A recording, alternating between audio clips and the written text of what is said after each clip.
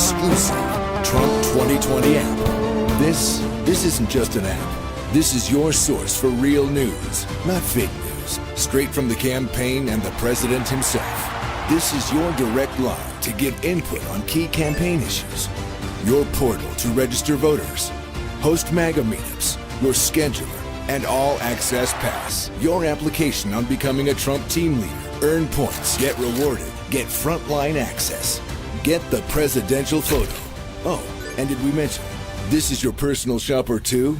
So just to repeat, this isn't just an app. This is your tool to keep America great. Join the army for Trump and download the app today.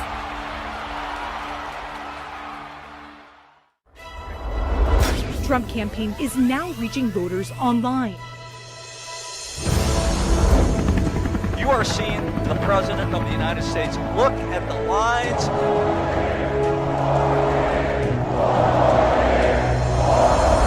You join our movement. A lot of President Trump supporters here. Greatest movement in the history of our country. I think that our country is going to be stronger than ever before. I think that next year is going to be a tremendous success.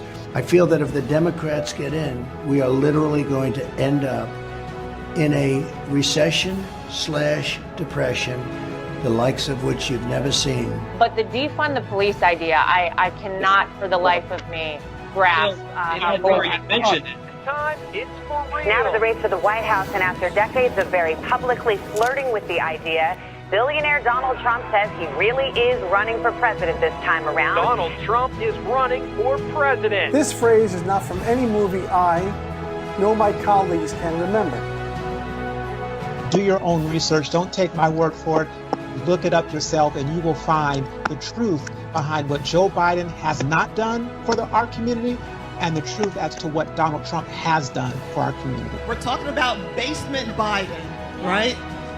What is his agenda? Has he really even told us what his agenda is? Remember, this Congress started off with the Democrats saying we should abolish ICE. It then moved to we should abolish the entire Department of Homeland Security. We have to go to the polls on November 3rd, and the rest, you know what to do.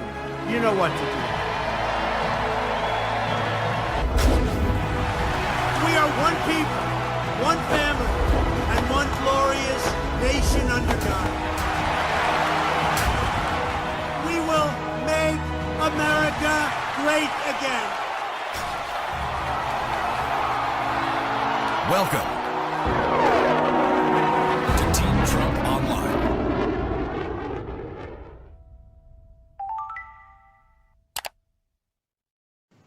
Good evening, everyone, and welcome to Team Trump Online, Latinos for Trump. It's going to be a great night. I've got great guests with me. Let me introduce you to our wonderful Congresswoman, Jennifer Gonzalez Colon, who is coming from us from Puerto Rico. Thank you, Jennifer, for being here with us. Thank you, Mercedes. I'm so happy and thrilled to join you in this Latino for Trump Online. I think it's a great opportunity for Latinos to know what's going on, what's our president doing, what's the administration doing for Latinos and for the people of Puerto Rico that you may know. We got hit by Irma, Maria, the hurricanes, earthquakes, now the pandemic. And if it's not by the administration, a lot of the reconstruction of the island will never be done. So I'm happy to join you tonight. That's great. And we also have with us Nicole Walter, who is, I think, one of our dynamic Latina business leaders. I'm so proud to introduce her. She is president and CEO of HM Manufacturing. Nicole, thank you for joining us. Thanks for having me. I'm really excited to be a part of this. And of course, we have Alfredo Ortiz. He is president and CEO of the Job Creators Network and obviously part of our Latinos for Trump Coalition Advisory Board. He's been a great patriot, a great champion for the president. Alfredo, thank you again for joining us. Mercy, thank you very much for the opportunity. I look forward to it.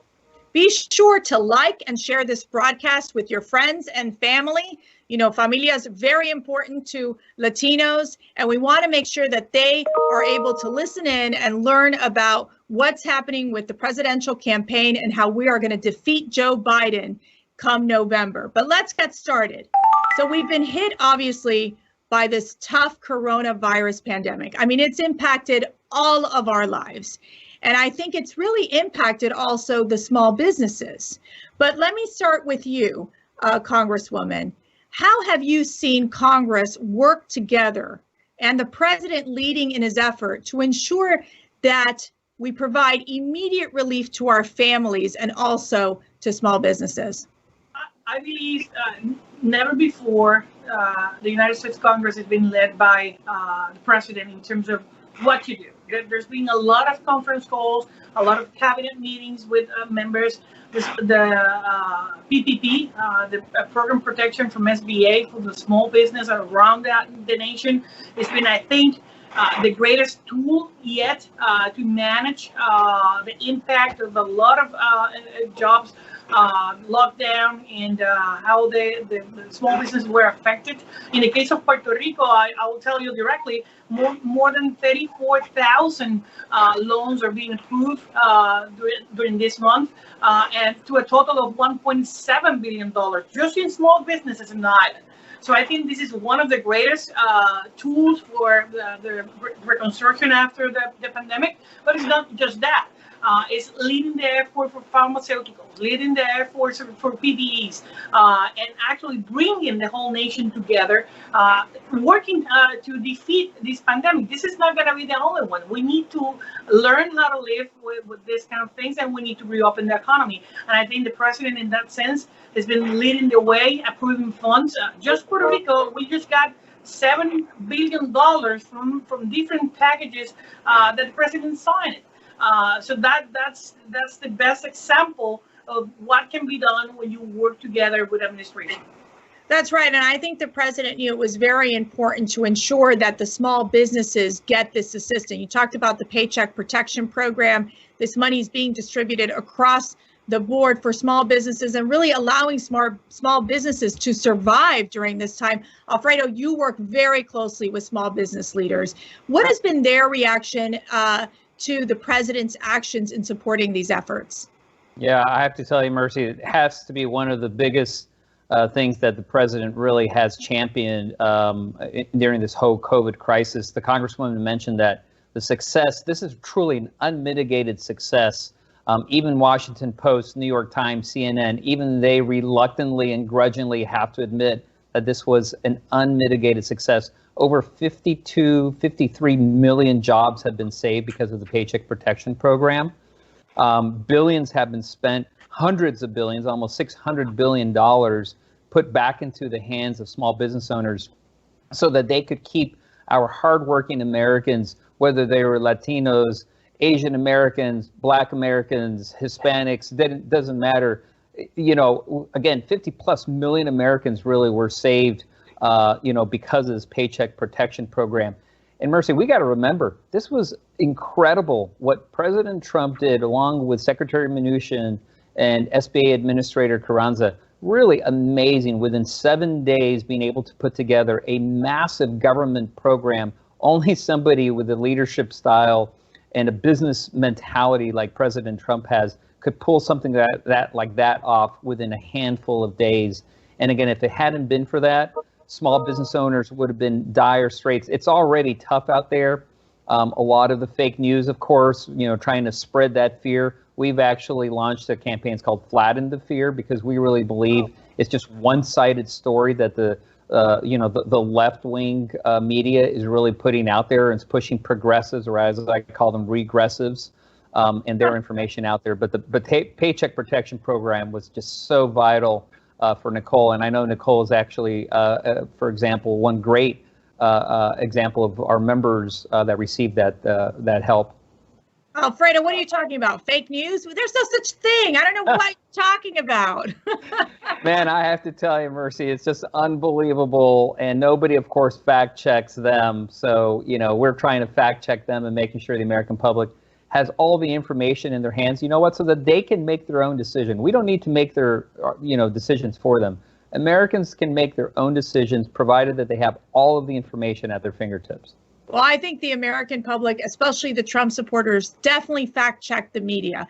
They've realized that the media can be very untruthful, and they're not giving the straight facts or having objective journalism, which is something the president has pointed out since day one. But Nicole, I want to turn to you as being a leader, a strong business leader, you in manufacturing specifically. Now, let's remember, it was President Obama and Joe Biden who said, oh, we're going to need a magic wand to bring back the manufacturing jobs. And guess who did it? President Trump. So walk me through why it's so important at this point in supporting President Trump to bring back manufacturing jobs to the United States. Well, what's really interesting about that whole scenario is that by 2028, they did a study and they said 2.4 million jobs for manufacturing will go unfilled if we don't do something about that. And that is $454 billion in lost production revenue. And so we risk that by going back overseas. So President Trump has been fantastic with leading the way and getting our reshoring initiatives back here. I'm busier than ever. I'm seeing more aerospace contracts, defense contracts, more food processing, beverage companies come back. I've been able to hire more skilled workers. I've grown in revenue. I've also been able to do more capital expenditure and get new technology have internships. So it's really important to keep paving the way and to make sure that we have manufacturing, because manufacturing, let's be honest, makes the economy roll. And that's what we need to keep doing. That's right. And Nicole, I just love your stories. It's a family-owned business for 42 years. It's just remarkable. Do you want to share what you do? Because I was so impressed with it. I was like, I can't even do that job. There's no way. Yes. So we are a power transmission components provider, and we specialize in gearboxes and pulleys and gears and shafts and splines and everything that goes into food processing, beverage, packaging industries, aerospace, defense, medical, you name it, we do it. So we do a plethora of things, and we're pretty proud of it.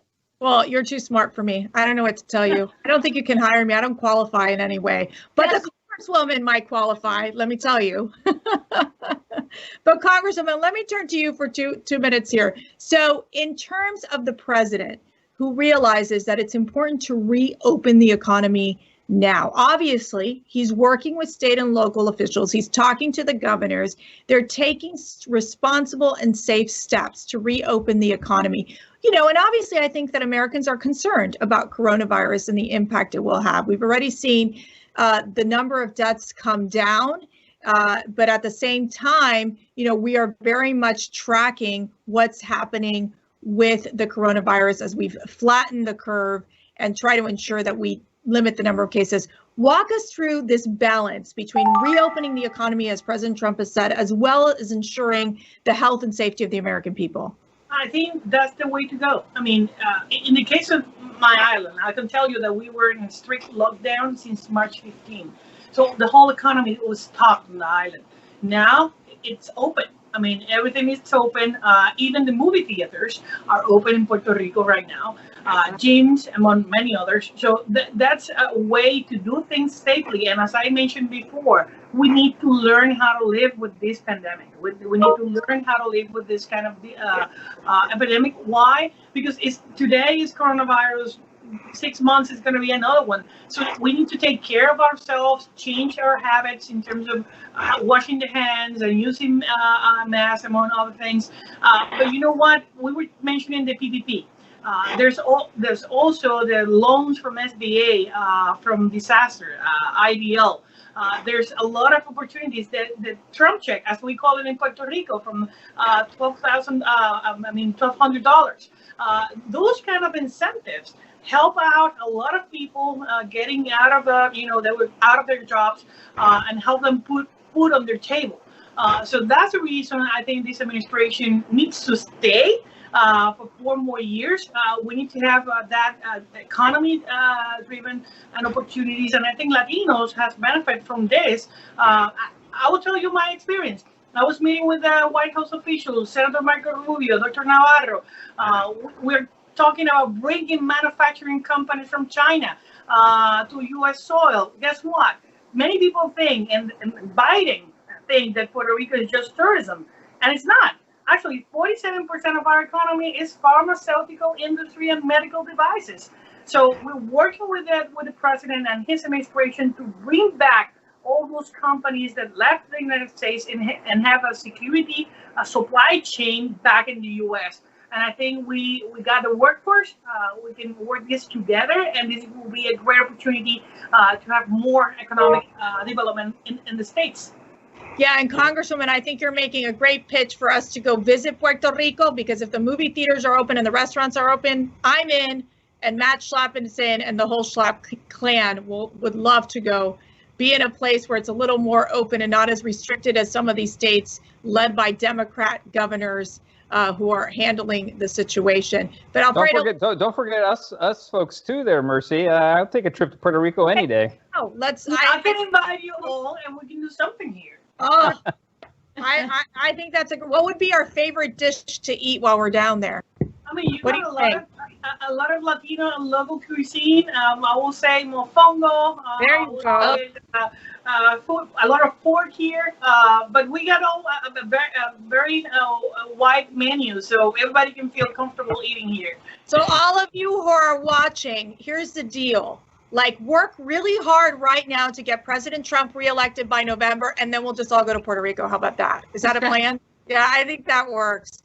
But Alfredo, let me turn to you. So we know that the president has been focused on also not just reopening the economy, but rebuilding the economy. And this is in stark contrast to Joe Biden, who we know has been one who said, I'm going to raise taxes. How detrimental will it be for a Joe Biden to win this election to our country? What would that mean for our country? Mercy, that is just one frightening, horrific nightmare scenario you just described, because right now the only thing that's really going to get us out of this pandemic, kind of post-pandemic crisis we're in, are great ideas and great initiatives that President Trump from day one has put in place. He understands, first of all, that small business is the backbone of our country, and not only of our country, but of our communities, and that lower taxes and a lower regulatory environment got us where we are. Remember, Mercy, just a handful of months ago, before this pandemic hit, thanks to China, frankly, we had record low unemployment, not amongst just in general, but amongst every single demographic, amongst Latinos. We had the lowest unemployment in record history. We had 1/3 of new home purchases were in the hands of Hispanic entrepreneurs, Latino entrepreneurs were doing extremely well, right? So the reason why we're seeing, this kind of recovery already post-pandemic, and even though we may be seeing some uptick in cases, which quite frankly, if you test more, you're going to see more cases. I mean, that's right. Just common sense. Mm-hmm. But, overall, the reason we're seeing this kind of rebound is because we had such an incredibly strong economy, Mercy, going into this. If we had imagined Joe Biden, right, leading this, or a Hillary Clinton presidency, I can't even imagine what this would have been like. They would have been hitting us probably with more taxes, more regulations.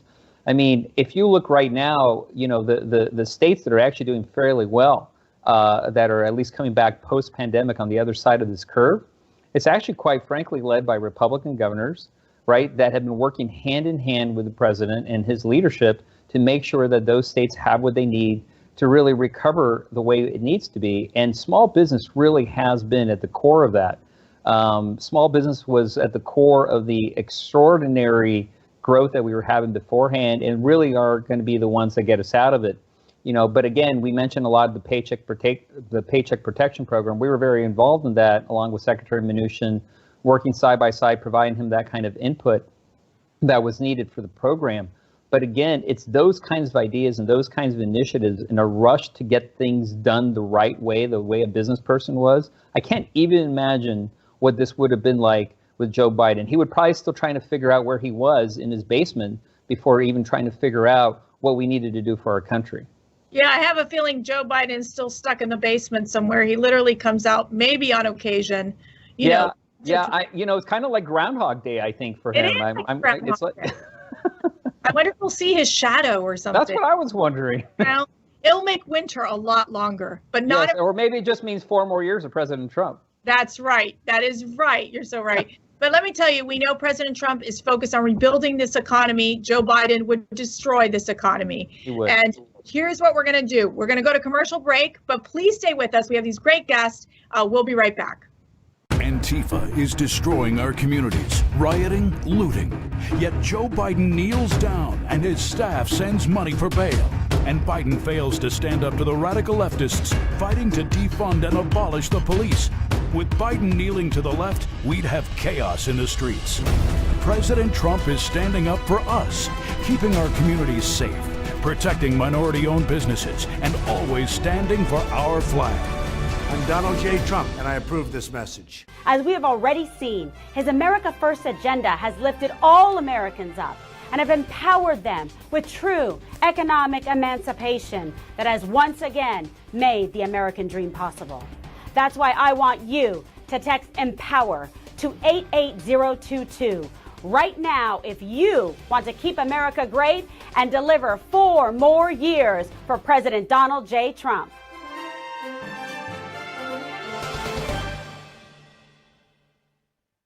Bienvenidos and welcome back to Latinos for Trump. I'm joined with a fabulous panel, Congresswoman Jennifer Gonzalez from Puerto Rico, Alfredo Ortiz, and Nicole Wolter.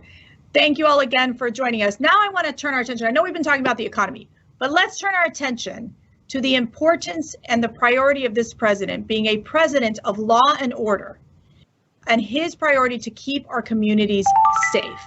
I think what we have witnessed thus far in terms of the anarchy in so many of these cities that are controlled by Democrat mayors and letting these places go wild, and then the attacks and the destruction of the property and of our statues like Christopher Columbus, like Ponce de Leon, like one of the saints, Saint Junipero from San Francisco, is absolutely disgraceful. Congresswoman, I'm going to go to you first. Why does Joe Biden refuse to condemn this anarchy? Because he's part of it. That's the simple question. He's part of it. And you know why? Because we just saw during the last primary on Tuesday a lot of left people being elected in the Democratic primaries, more progressive, and they're going to be running for Congress. And what that means that they want to make the United States a socialist country. They want to make the United States a communist country. They're trying to mirror the United States to Venezuela. They're trying to mirror the United States to Cuba, and that's not what we are. We are a democratic country that ensures our values and our opportunities for small businesses, for everybody, for law and order. And that's the reason we need to support President Trump. We can't afford all the history, all the achievement that we've made through history to be now Venezuela or Cuba with those kind of leaders. Those are the progressives that are being elected. Those are the members that Biden is supporting in all those primaries. So I think the United States should wake up and not allow this to happen. And that's the reason we need to maintain our support to President Trump and the administration. Yeah, it's really important to remind our amigos from the Democrat Party, okay, because I think we still have friends in the Democrat Party, to remind them that Joe Biden is not a moderate. Joe Biden has to embrace the radical left in order for him to get elected. And there's no question that the Democrat Party has shifted far to the left. But let's play a clip first. I want to get your reaction, Alfredo. Let's play a clip first from President Trump this week when he was in Arizona. We believe in law and order. We support the men and women of law enforcement, and we stand with the citizens in every city and every community and every part of our country who wish to live in safety, security, dignity, and peace. So, Alfredo, the president's talking about he's standing with safe communities. He is the one president of law and order. What are your thoughts? Yeah, that's right, Mercy. I mean, not only is he the president of law and order, he's really the president of common sense. I mean, we're hearing this across our small business owners across the country, people who have been actually victims of the riots, of the looting that has taken place. I'm here right now in Arlington, just across the way, basically across the bridge in Georgetown. I just walked over there to talk to a few of these small business owners. Everything's boarded up, Mercy. It's like a third world over there. It's crazy. And then we have, these mayors like in Seattle that called it the Summer of Love. Boy, did she quickly learn how that can really get out of control. Now she's asking that it all end, that it all stop, that we bring this back. I mean, this is what happens when you have people who don't know true leadership. Our communities need our law enforcement. 800,000 people call themselves police officers. To put them all in this bucket of horrible people that impact our communities in such horrible ways is just honestly, it's just sad because, there are people who lost their lives. If you think about it, these police officers, the majority of them are good people who leave in the morning not knowing if they're going to see their families when they come back. And they do that because they love our country, they love protecting the communities, and we do have to stand by our law enforcement officers. Are there a handful of bad ones? Absolutely. And we have to make sure that we create a system that weeds out these bad ones, right? But you don't throw out the baby with the bathwater in this particular case. And Seattle has seen what happens when you had 2 shootings, for example, this past weekend. There was nobody there to protect those people. Right. And so this is about the safety of our communities, the safety of our business. It's the backbone of our country. If you don't have law and order, you have anarchy. which is obviously what Soros and that entire, what I call regressives like AOC and stuff like that, just embrace. I'm going to start using regressives. I like that. That's a good term. I haven't used that one. We always say progressives. You're right. They're regressives. Absolutely. They are. They really are. And we're going backwards in the country because of them and their policies. The good thing is we're not going to go backwards because we have tremendous leaders in each one of you and President Trump to ensure that we save America. And I will tell you something about Seattle. I think it's really important for people to understand. They created this autonomous zone. They literally build walls up. Okay. I love it because the Democrats don't want to talk about building the walls, but then they built up these walls, kept the police out, created their own pseudo government and called it was first Chaz. Now it's CHOP. And you're right. The mayor did say, oh, it's summer of love. Well, it ended up being summer of blood because we saw 2 people die and the police could not get to them. And the police couldn't get to specific areas to deal with 911 calls. That is disgraceful. And then, of course, you see in the case of Minneapolis City Police where they're saying they voted to disband the police.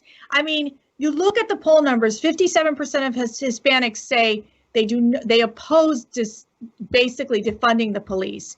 I mean, for Latinos, safety is important. Nicole, as a small business leader, I mean, you must feel, this sense of ensuring that there is safety in your community as well. Why is that critical? Well, because you have to make sure that your employees are safe. You never know if they're going to come and they're going to loot. Maybe they're going to come in at gunpoint. You just don't know. We have machinery here. We have a lot of individuals that are here. We have a lot of minorities too. 1/3 of my staff is minority. We're a lot of Latinos. And so I want to make sure that we stay safe and we're able to grow within our community as well and give back. And the more that there is disruption, the less we're able to do on an economic standpoint and also for everyone that's in this industrial park as well. And you're right, minority communities and businesses were impacted by these riots. Congresswoman, I want to go to you quickly. In terms of the First Amendment, we do believe in peacefully coming together and assembling. It is why we stand with peaceful protesters. But it is when you have the Antifas, the rioters, the Marxists, the communists, all come together to create mayhem and basically be destructive. Explain why it's important for there to be law and order here in the United States. Easy. I mean, even Martin Luther King say it. I mean, you can do messaging, you can reflect on what steps should be done, but it should be a dialogue. It should be, thinking what we can do as a country, what we can do as a nation to put forward new policies, to embrace them and allow the people to get participation and recognition. But it's not doing looting. It's not destroying the community. It's not destroying your neighbor's house. It's not destroying your small businesses in your community. That's not the way to do it because a lot of people that are not part of this protest or giving this messaging are taking this as advantage to fulfill and support, the anarchy. And you just mentioned it, Antifa and many others. So they just want to change the way of life of the United States. And that's completely different from the real protest and march that are being done. I think people should think about it, seeing those images, what is happening with our nation. I think there's a lot that can be done, sitting on a table, bringing new ideas like Senator Scott is bringing to the table and many others. That's right. The way to do it. That's the way to do it. Let's think together. Let's support a lot of those ideas and make it happen. But destroying the community, destroying businesses, I think that's putting in danger the life of a lot of people, even kids that are participating in those march. I think that's something that do not reflect what Americans are. That's beautifully said. And I just want to, I talked to my mom just yesterday, and she really broke down in tears in being so worried about the future of our country. But we know, Alfredo, that in a time of crisis, we need leadership. And why is President Trump the right leader for this time? Like I say, he's not only the president of law and order, the president of common sense. I mean, in all aspects, from his policies on taxes, on lower regulations, on trade. Again, the efforts of Senator Scott, for example, working with the Trump administration, putting forth, the right efforts and the way, the approach. I mean, the Congresswoman just mentioned that. having these conversations, right? It's, the president has taken on a lot of unpopular things because they had to be fixed. The one thing that the president is not, he is not the kind of president who just kicks the can down the street to the next administration or just keeps pushing things. He deals with the problems as they come up. And, that's the kind of leadership. He always said, he goes, I'm not going to be the most popular president. He goes, but I'm going to make sure that I'm the right president to make sure that this country moves forward and not backwards, because that's exactly where the Democrats would take it. With, a Biden administration, again, I mean, it would really be disastrous for our country from an economic standpoint, for our small businesses. I mean, he would be about more regulation, about higher taxes. We were there. We were there under the Obama administration. I was talking to small business owners across the country at that time. Remember, under an Obama administration, which Biden so cherishes and tries to emulate, we had really record high employment in many of these demographic groups that we're talking about now that just before this COVID crisis had record low unemployment. And really we had what I called negative entrepreneurialism. More businesses were closing than they were actually opening under the Obama administration. President Trump understood that that could not happen and reversed that trend immediately. And again, that is why we're going to get out of this crisis healthy and even stronger than before, because we were healthy and strong going into it. Yeah, that's a great point. And I have to say, I think the focus is right now, it is going to be that election of choice. And I think people are going to say, who's the guy who's going to bring the economy roaring back? Who's the one who's going to stifle the economy? It's a clear choice. President Trump is going to be the one to rebuild the economy. We are going to take a commercial break and we'll be right back. Hey everybody, I'm Lara Trump. The race to November is heating up and the Trump campaign is gearing up to work harder than ever before to secure 4 more years for President Trump. To achieve this historic win, we need you, your friends, your neighbors, and your families to join our movement. Ready to fight for President Trump? Text ENLIST to 88022 and register at armyfortrump.com today.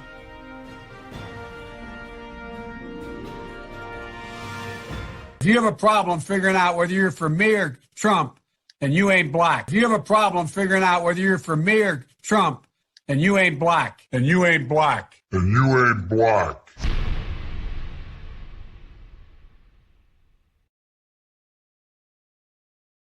Welcome back to Latinos for Trump. I'm joined with Alfredo Ortiz as well as Nicole Walter. Thank you both for joining us. The Congresswoman had to slip off, but we're still going to continue on our discussion. Nicole, I'm going to go to you first. So Latinos play a big role in manufacturing. I think that's something that people don't know enough about.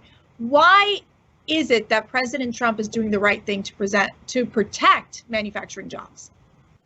Well, for me in general, like I said earlier, I have a third of my workforce who is Latinos. And over the years, we've been able to upskill them. So it's not like they have jobs that are $10 an hour, $15 an hour. They're doing the high level manufacturing jobs, anywhere from $20 to $35 an hour. And I think that is paramount for the Latinos to know that there is that course that you can go and do the high paying jobs that obviously helps with your family. And it's the spirit of innovation that they get to see and they get to witness. That is fantastic. The majority of my Latinos actually are spearheading their own division. So it's fun to see the growth internally. It's fun to see that they're growing pay-wise, economic-wise. I've seen them now get cars. They're purchasing homes. They're now sending their kids to better schools and now also for vocational schools as well to see the impact of what they've been able to do as a first or second generation Latino. And I just think that we've been able to do a lot, especially in manufacturing. And then, there's stats out there that says 4.5 million small business owners are minority owned. And I think that's fantastic. And we should keep promoting that and pushing that so we can start seeing more innovation, more technology, and more minorities. Yeah, I love the point that you brought up vocational education, because this is something that President Trump and actually Ivanka Trump spearheaded early on. They understood that education wasn't just K through 12 or going to college or that everybody has to go to college. This is about finding the right fit for the individual. So how does vocational education play a role, Nicole, in your company? Well, it's everything. You know, I have a lot of students that I have as interns and even do apprenticeship programs, and they come with no skills whatsoever. And we also need to realize that college is not the end all be all. That shouldn't just be the immediate pathway. We need to give individuals an understanding that you can do more than just go to college. And we need to nurture that excitement and being able to work with your hands mechanically and do other things. What happens when we don't have carpenters and we don't have manufacturers? Then for the manufacturers, we look to robotics. And that's a scary thing because that means less jobs, less opportunities. And on a global scale, to be competitive, that's scary. We need to keep the workforce engaged and excited and to be able to promote that. That is excellent. Let me go to you, Alfredo. So China. Yes. Big problem. We've seen for a long time that China has been stealing our jobs, stealing our intellectual property, acting like being a bad actor. I mean, what are your thoughts? I mean, Joe Biden is a globalist. He doesn't think China is a competitor. What are your thoughts about the importance of President Trump being so tough against China? Yeah, absolutely. I honestly, Mercy, I've got 3 words on that, actually. Make China pay. There we go. Truly, President Trump understands this, right? I mean, we have to make China pay on this. It clearly is something that they knew what they had back in November, and they clearly exposed the entire country to this pandemic when it could have been controlled. Trillions of dollars of economic damage that it has cost our economy. Tens of millions of jobs really have been damaged because of that. And so we need to make sure that China does pay and that the American public understands that this is where it started and that's where we need to go take this battle. And this onshoring, I think, is so critical. President Trump understands the whole supply chain aspect of this. We've got to bring that manufacturing back from China, back to the U.S. This onshoring is so important and critical. Opportunities, for example, for Nicole to expand her business. I am sure there are things there that if we do this onshoring correctly and quickly, we can have opportunities for her and other small business owners, quite frankly, that may have been displaced because of this whole coronavirus pandemic that the Chinese really started and spread across the globe. And really, quite frankly, the lies that they had and false truths really of holding information back from the entire world and from the U.S. specifically really is why we are today. And so fortunately, President Trump acted quickly and decisively from the beginning, shutting down, for example, air traffic from China to the U.S. Was a critical step. Imagine if he hadn't done that. And remember, Joe Biden and Nancy Pelosi, they were the first ones to say he's being homophobic, xenophobic, racist, all of the other phobics that they can think of. Remember, even Nancy went out to in San Francisco to Chinatown and said everything's perfect, everything's fine, right? The president understood where the problems were, that this really stemmed from China. And it's that kind of decisive action that has saved our country from even worse disaster, from really millions of deaths. Any death is a horrible tragedy, Mercy, so I'm not trying to downplay that. There are over 100,000 plus deaths, but imagine how much worse it could have been.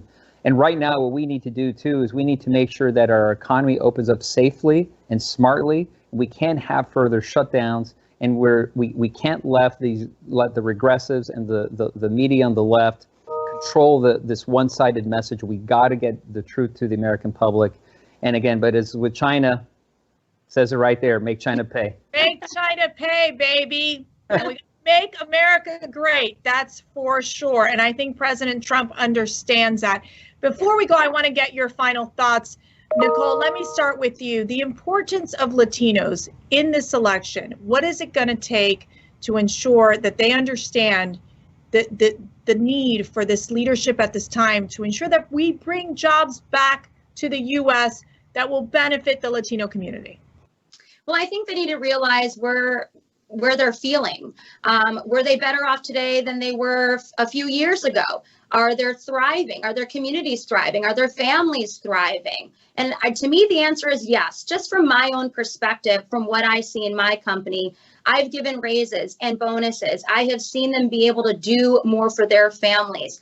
And we need to keep encouraging that and nurturing that feeling of we're doing better. There's less taxes coming out. Because of that, I'm able to provide 100% health care for them. And that's not going out of their pockets. So they're able to do more economically. I see them being able to travel more, go to school again, take on other avenues of resources. They're even talking about maybe they'd like to start their own businesses. And I'm okay with that because the whole purpose is capitalism to continue to thrive and move forward. And under this administration, we're able to do that. So let me ask you, Alfredo, we saw 2.5 million jobs created in the May jobs report. It shocked the media. It shocked the Democrats. Joe Biden had to go rewrite his speech before he came out on his press conference. Why is it so critical? What is your message to those Latino voters out there who may be on the fence? Yeah, that's right, Mercy. What we have experienced really was what I call a situational recession, which, by the way, was the shortest recession probably in history. It was really a handful of months, basically. What we would have is a systemic recession if it was a Joe Biden administration come November, because he would start implementing policies that we know are regressive in nature, that we know are not good for the economy. It would be about higher taxes and more regulations, the two primary things that from day one President Trump attacked. And then you have the whole healthcare policy, which, by the way, you can start seeing that they're going to start introducing, and then think about even like these Green New Deal ideas. I mean, if it's a Trump administration, you're going to have, for example, Elizabeth Warren, probably the Secretary of Commerce. You're going to have AOC maybe involved as, Secretary of, the Interior, or even worse, or EPA or something. I mean, down all the monuments if she's like the Secretary of the Interior. We're not even going to have the Lincoln Memorial. They'll probably like redrape it or something. Yeah, I mean, just the disaster that this would have. I mean, we know that the policies work. We know that everything was. We got to put the past few months basically as an anomaly. It happened because of China, right? And a virus that came from China that attacked the U.S. And again, because of decisive efforts and actions by the president, he stopped what could have been a true disaster for this United States, where millions of people had died. Again, every death is a horrible loss, and there are over 100,000 Americans. But imagine how much worse it could have been. That's what it would have been under a Biden administration, because they would not have taken the kind of action that the president took. So I think, Latinos understand that they were doing incredibly well. Again, record low unemployment, record home ownership, Latinas in terms of entrepreneurialism doing extremely well. Those are the kind of policies that this country needs and needs to continue, so that we can truly have just an economy that's the envy of the world. So can I tell you, Alfredo and Nicole, so you know who would be ambassador to China? Guess. Hunter Biden. Got an even better one for you. So you know who would run and be like the public liaison to the Communist Party? Yeah. Sanders.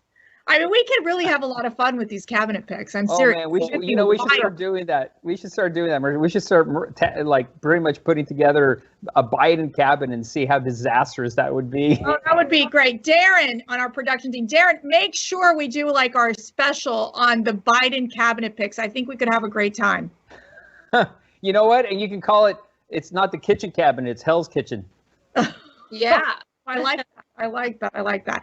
Well, this has been a real fun time. Thank you both for joining us. And Congresswoman Jennifer Gonzalez, she's such a rock star as well. These are some of our finest Latino leaders fighting every day for President Trump and to get him reelected. These are the real people, the real Americans out there who understand the needs of the Latino community. But remember, we can't sit on the sidelines. Y'all got to get involved. This is a big movement. And the way to do this is you got to download our app. That's one way to do that. And just make sure you get involved and you figure out what events are happening around your neighborhood. We're going to be literally going across the country, delivering the message of promises made, promises kept, and also talking about the weak leadership and the atrocious record of Joe Biden. You can also get involved by texting Trump or Vamos, actually. That would be even better. Text Vamos at 88022 in order to get updates from the campaign. And if you want to volunteer, another great way is go to armyfortrump.com. That's an opportunity to get your friends and your colleagues involved. Look, we're not going to win this election just by sitting at home. This is about knocking on doors. This is about making phone calls. This is about going to Abuelita's house to say, hey, you and your friends have to come with me and get out to vote, because this election is critical. This is going to be the determination whether we will move towards being a socialist country under Joe Biden and his far left friends, or if we're going to save America, save our freedoms, and protect our democracy and our republic. So with that, remember to stay strong. Remember to stay courageous. Don't be silenced by the left, because we stand by you and President Trump stands by you. So with that, good night, buenas noches, God bless you, God bless President Trump, and God bless America.